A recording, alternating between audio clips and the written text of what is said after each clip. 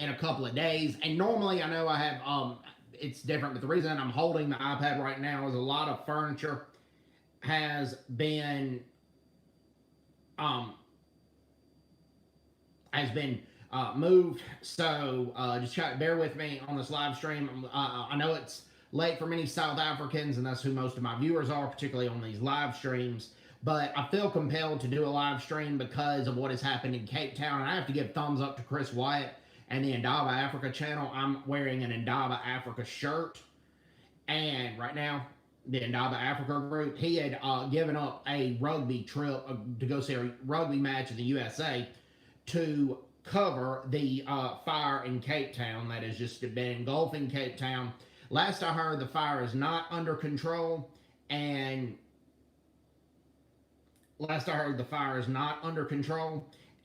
it has already destroyed the University of Cape Town, otherwise known as UCT Library, and it has also destroyed a restaurant that's named after Cecil Rhodes, and the restaurant is near Table Mountain.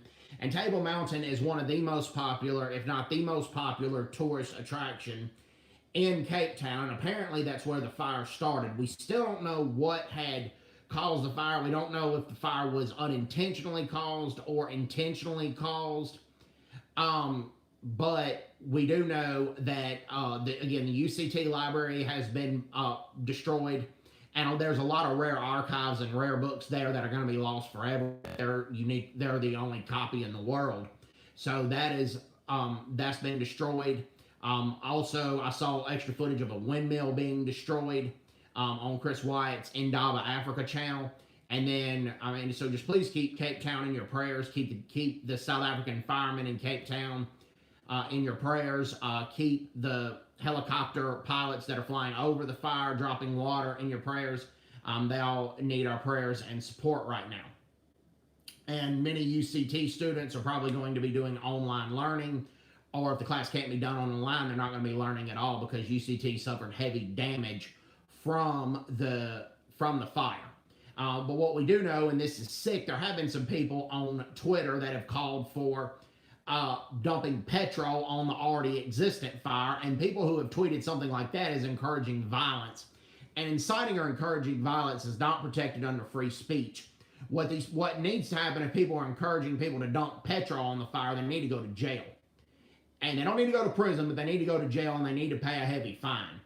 And there have been threats to burn University of Cape Town on the ground as well, because many people have been calling for free education, and they've also been calling for a lot of the statues of Cecil Rhodes to be destroyed. And that's what I want to talk about a little bit. And I've studied Cecil Rhodes. I've read about his history. He was not a good guy, okay? He wanted to unite all of Africa under the Union Jack.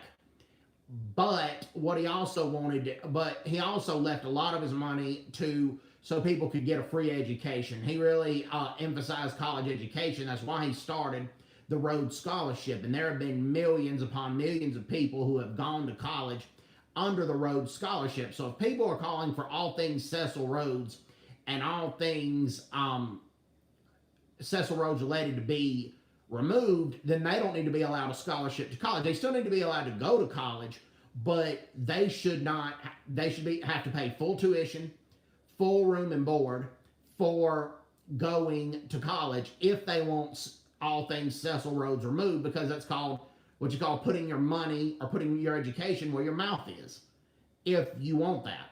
Because Cecil Rhodes donated a lot of stuff to universities and made sure that people could get a free education by establishing the Rhodes Scholarship. And as far as I'm concerned, that's one of the few good things he's done. He was a very nasty guy, but he did do that, and we have to give him credit for it. I mean, you have to give credit where credit is due. If you guys have any comments or questions, just go ahead and comment, and I'll be happy to answer your comments or questions. The second thing I wanted to talk about that Chris didn't touch on, as far as I know he didn't touch on it, there is a Zulu man who's married to an American citizen, and they've been living in Hawaii. His name was Lindani Miani, and he was shot by Honolulu police. And the police have recently released the body cam footage of the situation in Honolulu.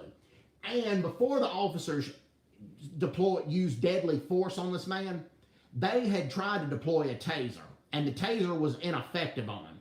If the taser is ineffective on somebody, typically that means they are high as a kite, okay? Meaning they are probably hopped up on drugs.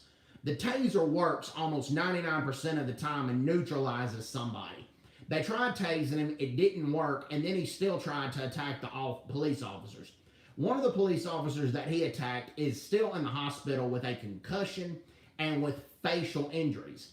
The 3 other officers did not require hospitalization, but they were injured by him. So the officers had no choice but to use force on him.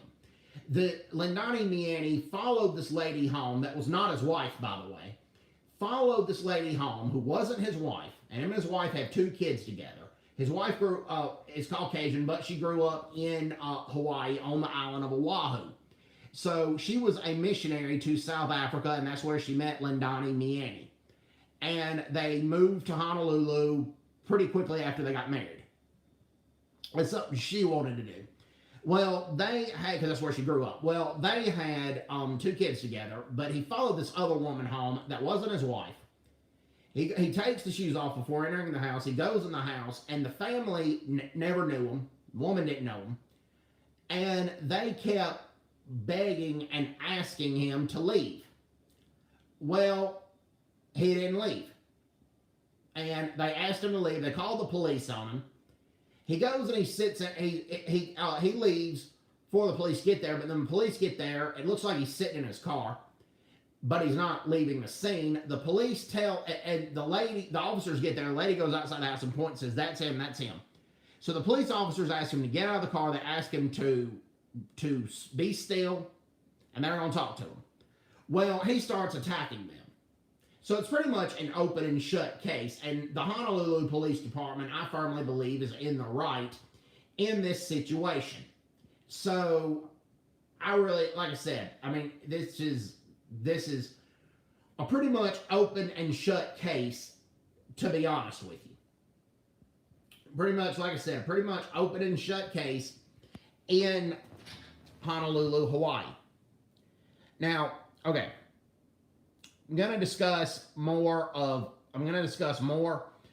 what has happened and what has transpired in the United States in regards to the police department. And this was a sad situation. Officer Tatum, an African-American police officer named Brandon Tatum, he's a former police officer in Tucson, Arizona. Either Phoenix or Tucson, I think Tucson. But he grew up in Dallas, Fort Worth, Texas. But he is now a YouTuber, and he has talked about the shooting of a 13-year-old boy named Adam Toledo, and it's an unfortunate situation. Parents lost their child way too young of an age, at 13 years of age. But the police shooting of him was justified. They've shown camera footage, and this happened in Chicago, Illinois. They have shown camera footage of Adam Toledo walking with, I believe, a 21 or a 24-year-old man. Wasn't his dad, wasn't his uncle. And one of them started shooting. And the police officers hear shots fired. They respond to a shots fired call. Okay? And then they find Adam Toledo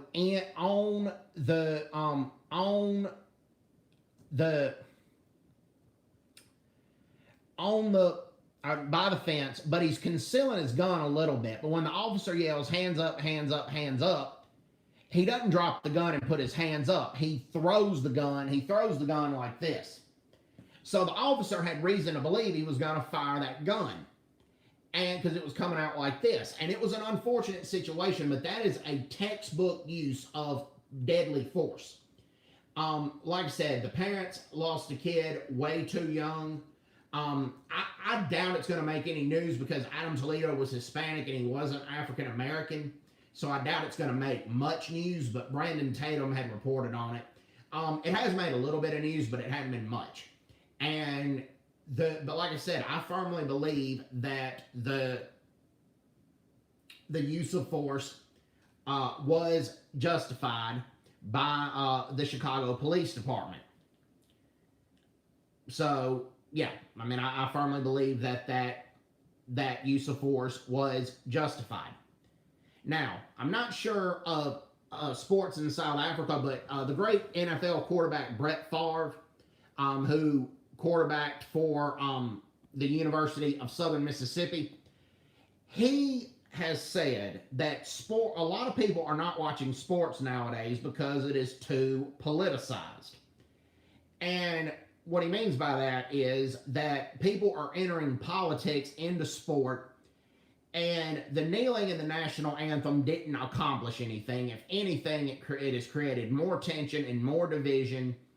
It didn't really unite anything. So he believes the players kneeling on during the national anthem to try to make a point were it actually defeated the purpose.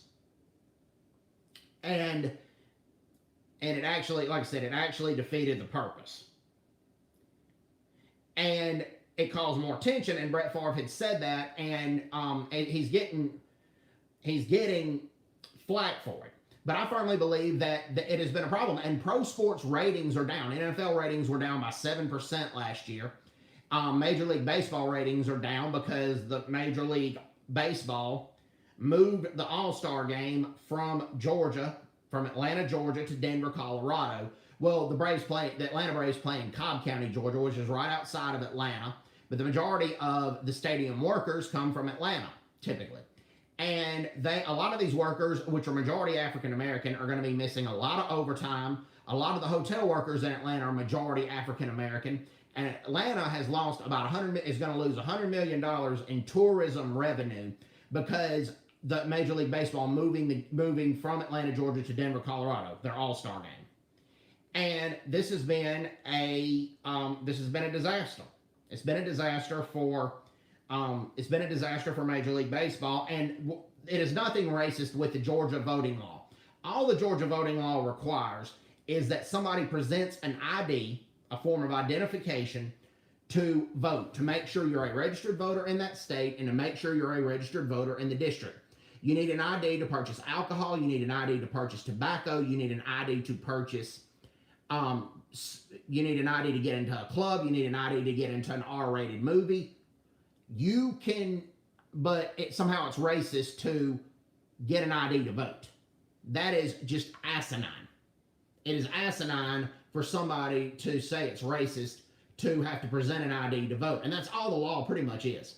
But Major League Baseball took offense to it. They said the law was racist, and they moved the All-Star game from Atlanta, Georgia, which is a 75% African-American city, by the way, to the city of Denver, Colorado, which is a 75% Caucasian city. And it's going to cost Atlanta $100 million in tourism revenue. How is this helping black people? How is this making a statement? How was the voting law in Georgia at all racist? It wasn't. It's not a racist law. That is just crazy to say that the voting law is racist, because it's not. I mean, it's not racist. Like I said, it's not racist. All right. So yeah, that's the latest there. So, okay. Please keep South Korea in your prayers. Well, before I go any further, okay, the Conservative Party there has defeated the Liberal Party, the Minju Party, in 2 key elections recently. It's been in Seoul, South Korea. And typically in South Korea, the mayor of Seoul, South Korea is like the 3rd highest political position in the country. Well, Oh Se-hoon has recently become mayor of Seoul. And he's been mayor of Seoul before, about 10 or 15 years ago. Well, and also in South Korea's 2nd largest city, Busan, the Conservative Party won a key election there in Busan. And many people are unhappy with the Minju Party right now because Moon Jae-in has a 35% approval rating. While he has not been corrupt, and I personally don't think he is. I don't think he's corrupt. I think he's a nice guy, but I think he's incompetent. A lot of people in his party have been accused of corruption, and because he's basically the leader of that party, he's been held accountable. But also, the economy has gone down. South Korea is almost in a recession right now. The economy has not gotten any better. And many South Koreans supported his unconditional engagement with North Korea at first, but many of them are not doing that now because they're supporting more of a confrontational approach because Moon Jae-in's unconditional engagement and unconditional aid with North Korea has not caused North Korea to give up its nuclear program. It's not caused North Korea to improve its human rights situation. It's not caused North Korea to stop their threats against South Korea. But Moon Jae-in is still considering the pacifist approach to North Korea. So even people who traditionally vote Minju, a lot of them in these elections are going to vote for the Conservative Party because they want to see a change in their country. Another reason that I'm talking about South Korea is because April 16th, 2014, and I lived in South Korea at the time, was the sinking of the Sewol ferry. And we still don't know what caused the sinking of the Sewol. It occurred during the warm months of the year in April. So it wasn't like the Titanic. It didn't hit an iceberg. Nobody knows what caused the sinking. But what we do know is the captain, first of all, 300 high school students died in the sinking of the Sewol. 300 high school students died in the sinking of the Sewol. That we do know.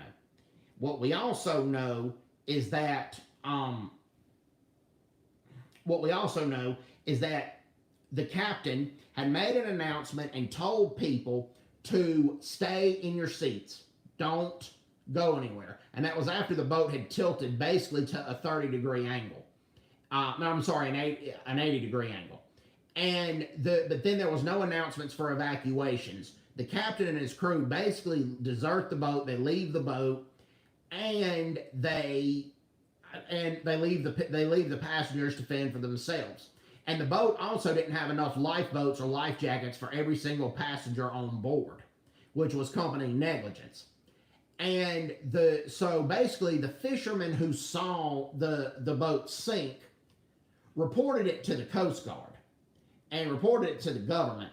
The reason there was a late response, though, is because it looked like something out of a movie. Had I not witnessed the event, I might not would have believed it would have happened either. But Park Geun-hye was president of South Korea at the time, and her party was basically held responsible for the situation, which I really didn't think they should have been, because of the slow response. Basically, the reason that there were 172 survivors was because the fishermen that saw it notified the Coast Guard, but then also they notified other fishermen, and a bunch of fishermen came to that boat and started dropping ropes in the water. They couldn't do any more than that, but they dropped the ropes in the water, and some people were able to jump off the boat and grab a hold to the rope, and the fishermen let them come on the fishing boat. The fishermen were the true heroes, I firmly believe, the unsung heroes in the sinking of the Sewol. I was living in South Korea at the time, and it was a very tragic day. And if you go to Seoul, South Korea, and there's a statue of King Sejong. King Sejong basically introduced the Korean written language called Hangul. And it's a lot easier to read and write Korean than it is Chinese or Japanese. I've studied Asian languages. And that's largely due to King Sejong. Well, there was a huge statue of him in Seoul, but next, close to that statue, are memorials for the Sewol victims. And I visited those memorials, and it's a very moving experience. And I firmly believe that people should go visit those memorials if they are in South Korea. So the sad part is a lot of people politicize the Sewol tragedy, but they shouldn't. A lot of people, whoever was president at the time or whoever was ruling party and whoever was the opposition at the time, people just don't need to politicize the event. 300 students lost their lives. Most of them were high school students, not all of them, but about 306 total casualties, and nearly 300 of them were high school students. And the boat was going from Incheon, South Korea to Jeju Island for a school field trip, and the boat basically sank. Fortunately, the captain had been caught and arrested, and he was sentenced to life imprisonment, and the victims' families have been compensated. So fortunately, that did happen.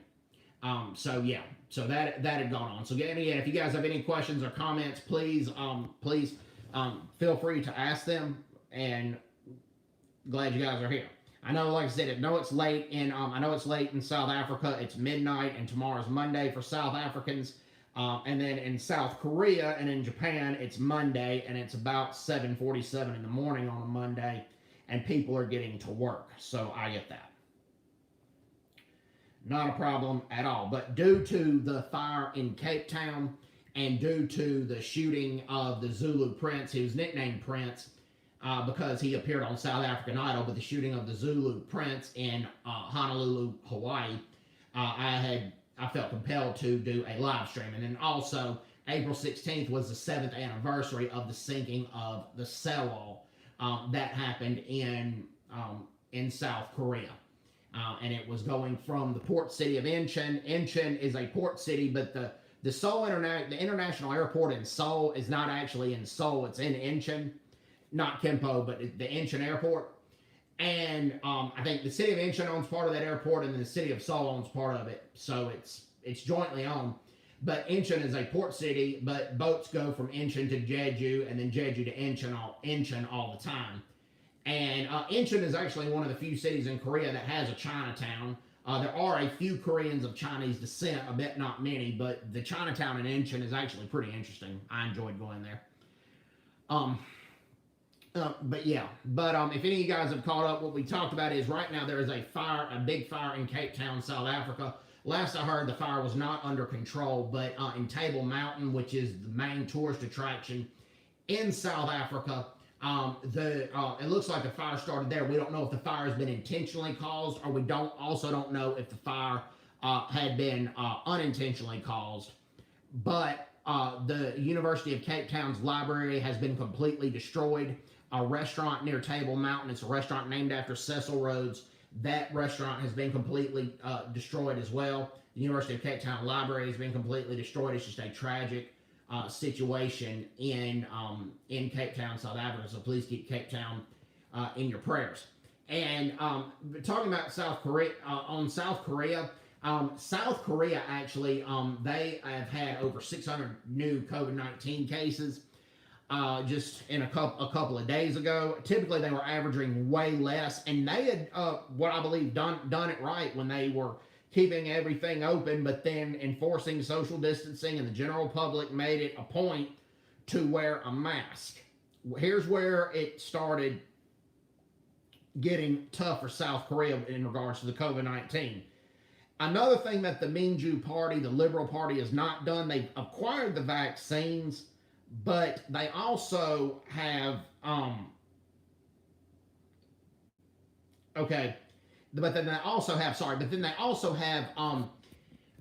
they didn't distribute the vaccine quick enough. Sorry about that. They didn't distribute the vaccine quick enough. The vaccine that they have distributed, the Pfizer vaccine, has only been given to less than 1,000 people. And the AstraZeneca vaccine has not really been distributed to that many more people either. And the government has slowly rolled out the vaccine. That's number one. Number two, the people were doing fine as long as they were going to stores, going to restaurants, but they were social distancing, wearing masks. I mean, they couldn't wear masks when they eat, but they social distanced, they wore masks when they could.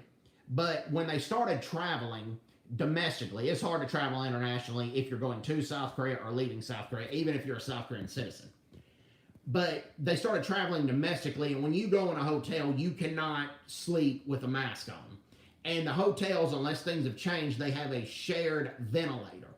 And so all it takes is a hotel filled with hundreds of people, and only 2 to 3 people have to have the COVID. And many people who have the COVID have asymptomatic symptoms. Well, then the particles go through the ventilator, and they start affecting everybody. Now, we don't know for sure that caused that, but what we do know is when South Koreans started traveling domestically, we do know that the cases of the COVID-19 shot up then. That we do know. It's either the biggest coincidence in the world or the shared air in the hotels had caused the COVID to spread. Also, when somebody's on vacation, you live a little freer and you're not as cautious with yourself, so people may have not social distanced when they were on vacation, even though they were in their own country, versus when they were at home or when they were at work. So that could have been part of it too.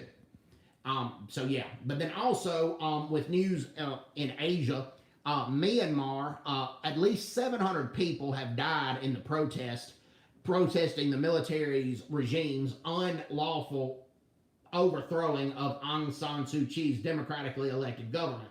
They said there was voter fraud in the last election, but they couldn't offer substantial proof.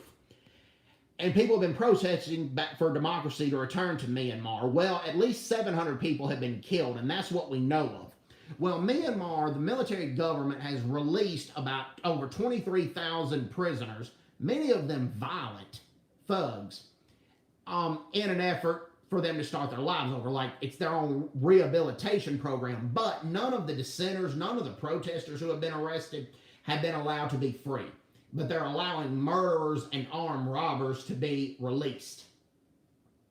So I support the sanctions on Myanmar that are being placed by the United States, the UK, and several countries. This is just a sick situation.